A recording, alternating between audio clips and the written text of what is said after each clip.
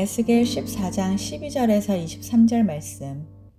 여호와의 말씀이 또 내게 임하여 이르시되, 인자야, 가령 어떤 나라가 불법을 행하여 내게 범죄함으로 내가 손을 그 위에 펴서 그 의지하는 양식을 끊어 기근을 내려 사람과 짐승을 그 나라에서 끊는다 하자. 비록 노아, 다니엘, 욥 이 세 사람이 거기에 있을지라도 그들은 자기의 공의로 자기의 생명만 건지리라. 나 주 여호와의 말이니라.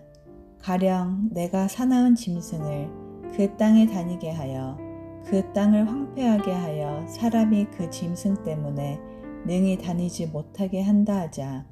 비록 이 세 사람이 거기에 있을지라도 나의 삶을 들고 맹세하노니 그들도 자녀는 건지지 못하고 자기만 건지겠고 그 땅은 황폐하리라. 주 여호와의 말씀이니라. 가령 내가 칼이 그 땅에 임하게 하고 명령하기를 칼아 그 땅에 돌아다니라 하고 내가 사람과 짐승을 거기에서 끊는다 하자. 비록 이 세 사람이 거기에 있을지라도 나의 삶을 두고 맹세하노니 그들도 자녀는 건지지 못하고 자기만 건지리라. 나 주 여호와의 말이니라. 가령 내가 그 땅에 전염병을 내려 죽임으로 내 분노를 그 위에 쏟아 사람과 짐승을 거기에서 끊는다 하자. 비록 노아, 다니엘, 욥이 거기에 있을지라도 나의 삶을 두고 맹세하노니 그들도 자녀는 건지지 못하고 자기의 공의로 자기의 생명만 건지리라. 주 여호와의 말씀이니라. 주 여호와께서 이같이 이르시되, 내가 나의 4가지 중한 벌 곧 칼과 기근과 사나운 짐승과 전염병을 예루살렘에 함께 내려 사람과 짐승을 그 중에서 끊으리니 그 해가 더욱 심하지 아니하겠느냐. 그러나 그 가운데에 피하는 자가 남아있어 끌려 나오리니 곧 자녀들이라. 그들이 너희에게로 나아오리니 너희가 그 행동과 소행을 보면 내가 예루살렘에 내린 재앙 곧 그 내린 모든 일에 대하여 너희가 위로를 받을 것이라. 너희가 그 행동과 소행을 볼 때에 그들에 의해 위로를 받고 내가 예루살렘에서 행한 모든 일이 이유 없이 한 것이 아닌 줄을 알리라. 주 여호와의 말씀이니라. 아멘. 함께 기도하겠습니다. 하나님, 주의 이루어 가심의 은혜를 온전히 알게 하여 주옵소서. 그래서 하나님, 우리의 삶에 그 어떤 것 때문에 일희일비하는 것이 아니라 변함없이 역사하시고 인도하시는 우리 하나님을 의지하며 신뢰하며 나아가는 믿음 되어가기 원합니다. 이 모든 말씀 우리 주 예수 그리스도의 이름으로 기도하였습니다. 아멘. 할렐루야. 우리를 향한 하나님의 사랑과 공의를 통해 우리에게 구원의 은혜를 허락하시는 우리 하나님의 이름을 높이 찬양합니다. 먼저 우리 믿음의 동역자들께 한 가지 양해를 구하고 말씀을 좀 나누고 싶습니다. 오늘부터 대략 한 달 정도 이 아침 말씀 묵상을 좀 잠시 쉬게 될 것 같습니다. 한 달 정도의 좀 쉼의 시간을 가지고 이후에 다시 말씀 묵상을 시작할 터인데, 그때까지 부탁드리기는 토요일 아침 7시에 함께 모여 기도할 것이고, 또 각자의 삶에서도 이 말씀 묵상을 놓지 마시고 계속해서 각자의 하나님으로 깊이 있게 누려가시기를 축복하며 도전합니다. 더불어 말씀드렸던 것처럼 매주 토요일 아침 7시에 이제 본당에서 모여 기도함으로 좀 준비하려고 합니다. 함께 동참해 주십시오. 그럼 이제 말씀으로 돌아가 보겠습니다. 오늘 우리가 함께 나눌 말씀의 제목은 예루살렘을 심판하시는 이유, 예루살렘을 심판하시는 이유라고 하는 말씀의 제목입니다. 우리는 이번 한 주 동안 하나님께서 거짓 선지자들과 또 거짓 장로들, 그러니까 우상 숭배자인 거짓 장로들을 심판하시는 말씀을 나누었습니다.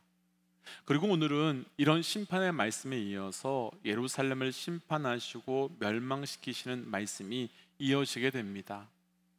우리가 이미 나누었지만 여기서 말씀하시는 예루살렘은 우리가 일반적으로 이해하는 그런 예루살렘과는 다른 의미입니다. 일반적으로 성경에서의 예루살렘은 하나님의 임재, 영광 그런 것을 의미하지요. 하지만 오늘 말씀에서의 예루살렘은 전혀 그렇지 않습니다. 오늘 말씀에서 증거하고 있는 예루살렘은 이미 나눈 말씀처럼 하나님께서 옮겨가시고 그 옮겨가심에서 제외된 사람들, 남겨진 자에서 제외된 사람들의 삶입니다. 여기서 옮기심에서 죄된 자들이란 뜻은 그들이 의롭거나 혹은 죄를 짓지 않았다가 아니라 오히려 그 반대를 의미하지요. 그래서 이 말씀에서의 예루살렘은 우리가 지금까지 나눈 말씀으로 한다면 제거되어야 할 거짓 선지자들을 제거하지 않은 땅, 그리고 제거되어야 할 우상 숭배자인 거짓 장로들이 여전히 자기의 자리를 지키고 있는 땅을 의미합니다. 바로 하나님께서는 오늘 말씀을 통해서 그런 예루살렘을 심판하시겠다라고 말씀하시는 것이고, 하나님께서 이 예루살렘을 심판하시는 이유는 지금 포로로 잡혀와 있는 이들에게 하나님께서 분명하고도 명확하게 무엇인가를 말씀해 주시고 보여주고 싶으셨기 때문입니다. 그래서 오늘 말씀 제목처럼 하나님께서 예루살렘을 심판하시는 이유가 무엇인지를 온전히 분별하고 우리에게도 주시는 동일한 영적 메시지와 영적 경고를 잘 분별하시기를 주의 이름으로 축복하며 또한 도전합니다. 예루살렘을 심판하시는 이유, 먼저 오늘 본문에요 13절과 14절 말씀 함께 읽겠습니다. 13절 14절입니다.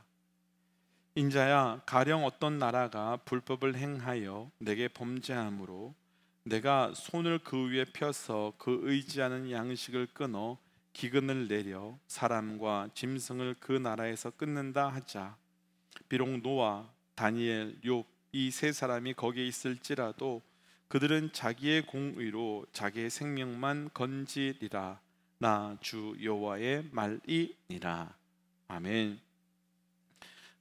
하나님께서는 어떤 한 나라라고 말씀하시는 예루살렘을 가리키시면서 내가 손을 펴서 기근을 내리며 사람과 짐승을 그 나라에서 끊을 것이다 라고 말씀합니다. 그러면서 하시는 말씀이 노아와 다니엘과 욥 이 사람이 그곳에 있다 하더라도 자기의 생명만 건질 뿐 다른 것은 아무것도 하지 못할 것이다 라고 말씀합니다. 이 말씀이 어떤 말씀일까요? 우리가 이미 잘 아시겠지만 노아와 다니엘과 욥은 당대 의인이라고 할 수 있는 사람이며 또한 동시에 중보자들이라고 할 수 있는 자들입니다. 노아는 죄악에 물들지 않았던 사람이었고 또한 다니엘은 바벨론에 물들지 않았던 사람이었습니다. 또한 욥은 하나님께서 담대히 의인이라고 불러주신 죄악에 물들지 않았던 사람이었습니다. 또한 이들은 자신들만 의롭게 산 것이 아니라 노아는 방주를 만들어서 홍수로 인해 이 땅의 모든 것이 죽음의 심판을 받을 때에 그 가족을 방주에 실어서 살게 하였으며, 다니엘은 예레미야의 말씀을 읽고 포로 생활이 70년이 될 것이라는 것을 깨닫고 하나님께서 그 일을 이스라엘 가운데 이루어지게 해달라고 중보하였던 사람이었습니다. 또한 욥은 욥기 마지막 말씀에 그 세 친구가 하나님께 범죄하고 책망을 받을 때 기도함으로 그 친구들의 사함을 받도록 중보하였던 사람이었습니다. 그런데 하나님께서 이런 노아와 다니엘과 욥이 있다 하더라도 자기의 공의로 자기의 생명만 건질 뿐이라고 말씀하셨습니다. 어떤 의미이겠습니까? 하나님께서는 지금까지 백성들의 역사 가운데 그 누군가의 중보 기도를 통해서 한 나라를 용서하시고 한 민족을 용서해 주셨고 또한 그 은혜를 베풀어 주셨던 분이었습니다. 그런데 그 예루살렘의 심판 앞에서는 하나님께서 이들이 중보한다 하더라도 어떤 중보도 효력도 내지 못할 뿐만 아니라 그 예루살렘 땅의 심판이 이루어지게 할 것이다 라고 말씀하고 계시는 것입니다. 그럼 왜 이렇게까지 하시는 걸까요? 오늘 말씀에서는 하나님께서 예루살렘이 감당해야 되는 심판이 얼마나 엄중한 벌인지, 그리고 동시에 그 심판을 주시는 이유가 무엇인지를 설명해 주시는 말씀이 등장하고 있는데요. 조금 내려가서 우리 21절 말씀 함께 읽어보겠습니다. 21절입니다. 21절 말씀 함께 좀 읽어볼까요? 주 여호와께서 이같이 이르시되 내가 나의 네 가지 중한 벌 곧 칼과 기근과 사나운 짐승과 그 전염병을 예루살렘에 함께 내려 사람과 짐승을 그 중에서 끊으리니 그 해가 더욱 심하지 아니하겠느냐. 아멘. 예루살렘을 향한 하나님의 심판이 얼마나 엄중한지를 보여주는 말씀입니다. 앞서 말씀에서는 어떤 의인의 중보도 듣지 않으시겠다라고 말씀하셨습니다. 그리고 두 번째는 네 가지의 중한 벌, 그러니까 칼과 기근과 사나운 짐승과 전염병을 예루살렘에 함께 내리시겠다라고 말합니다. 우리는 그냥 말씀으로만 읽고 있지만 이 사건이 실제가 된다면 어떨까요? 칼, 기근, 사나운 짐승, 전염병과 같은 사건이 한 가지만 일어나도 견디기가 쉽지 않을 텐데 하나님께서는 조금 전에 읽었던 13절과 14절 말씀과 다르게 분명하게 예루살렘에 내가 이 재앙을 완전히 함께 내리시겠다라고 말씀합니다. 그럼 이 정도가 되면 우리는 하나님 너무하신 거 아닙니까? 라는 생각을 할 수밖에 없고, 하나님의 임재와 영광을 상징하는 예루살렘에 왜 이렇게까지 무섭게 하시는 겁니까? 라는 두려운 마음도 듭니다. 그렇다면 왜 하나님께서는 이방 나라도 아닌 예루살렘을 이렇게까지 심판하시겠다고 하시는 걸까요? 이제 그 이유를 22절과 23절 말씀을 통해 함께 묵상해 보고 싶습니다. 22절과 23절입니다. 그러나 그 가운데에 피하는 자가 남아 있어 끌려 나오리니 곧 자녀들처럼 그들이 너희에게로 나오리니 너희가 그 행동과 소행을 보며 내가 예루살렘에 내린 재앙 곧 그 내린 모든 일에 대하여 너희가 위로를 받을 것이라. 너희가 그 행동과 소행을 볼 때에 그들에 의해 위로를 받고 내가 예루살렘에서 행한 모든 일에 이유 없이 한 것이 아닌 줄을 알리라. 주 여호와의 말씀이니라. 아멘.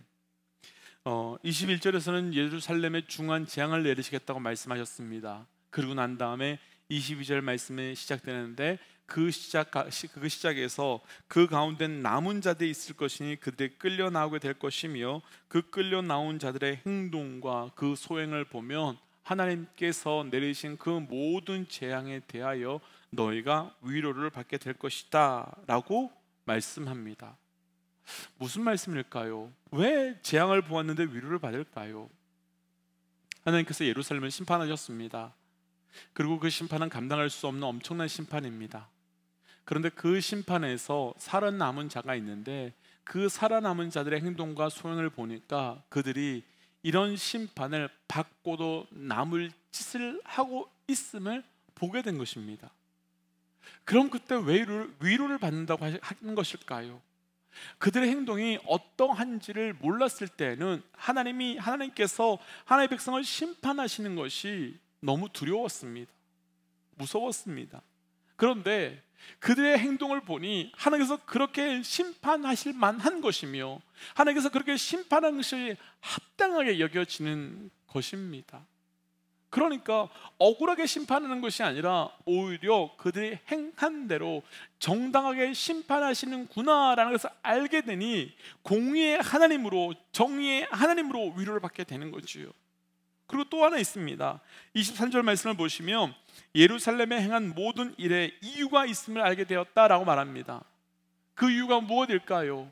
어떤 것일까요? 결론부터 나눈다면 하나님의 백성들에게 하나님이 어떤 분이시며 더 구체적으로 표현한다면 우리 하나님이 사랑의 하나님일 뿐만 아니라 공의와 정의의 하나님이시며 동시에 하나님이 심판의 하나님이라는 것도 온전히 알아야 한다는 것을 보여주시기 위한 것입니다.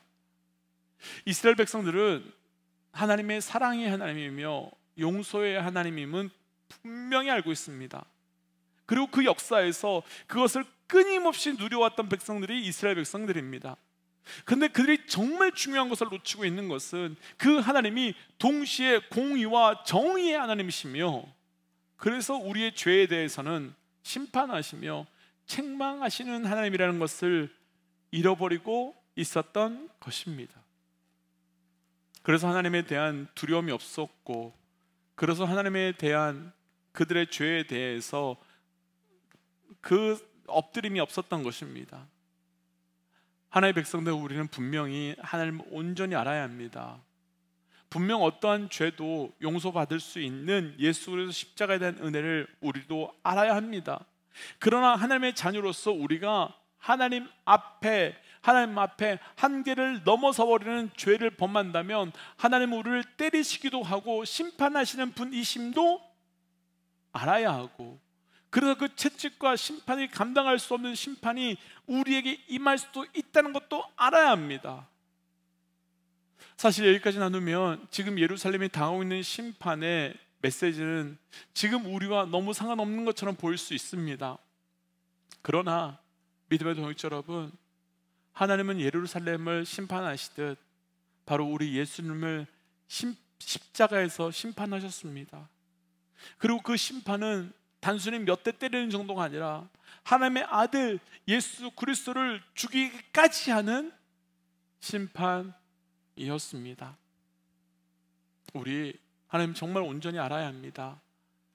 그리고 하나님께서 십자가의 심판을 통해 주신 온전한 메시지 정확하게 보실 수 있어야 합니다. 그래야 우리가 하나님의 심판을 넘어서 은혜의 자리로 나아갈 수 있기 때문입니다. 축복하기는 온전히 하나님을 알고 또 하나님께서 주시는 온전한 메시지를 깨달음으로 심판이 아닌 은혜의 하나님을 누려가시기를 주의 이름으로 축복합니다. 그래서 이 시간 이렇게 기도하고 싶습니다. 하나님을 온전히 알아갈 뿐만 아니라 하나님의 메시지도 온전히 분별하는 자 되게 하여 주시옵소서. 그를 통해 우리 하나님께서 우리에게 주시는 충만한 은혜를 누리는 자 되게 하여 주옵소서라고 함께 기도하겠습니다. 함께 기도할까요? 하나님, 온전히 분별하는 자 되어가기 원합니다. 주의 뜻이 무엇이며 주의 뜻이 어디 있는지 알아가며, 그래서 하나님, 내가 하나님을 온전히 알므로 온전히 반응하는 자 되어갈 수 있도록 인도하여 주시옵소서. 하나님, 우리 사랑의 하나님을 알 뿐만 아니라 공의와 정의의 하나님도 아는 자 되게 하시고, 그를 통하여 하나님을 온전히 알므로 온전히 우리 하나님을 믿어가는 자 될 수 있도록 인도하여 주시옵소서. 하나님, 나의 신앙이 하나님을 일부를 알고 그 일부가 전부인 것처럼 착각하는 것이 아니라 온전하게 알므로 온전한 믿음의 고백이 있길 원합니다. 이 모든 말씀 예수님 이름으로 기도하였습니다. 아멘. 믿음의 동역자 여러분, 우리 하나님을 온전히 아십시오. 일부가 아니라 전부를, 그 전부를 알고 믿고 깨달아 가시기를 축복합니다. 함께 선포하고 삶의 자리로 또 기도의 자리로 나아가지요. 함께 선포하겠습니다. 하나님은 살아계십니다. 아멘. 승리하십시오. 함께 기도하겠습니다.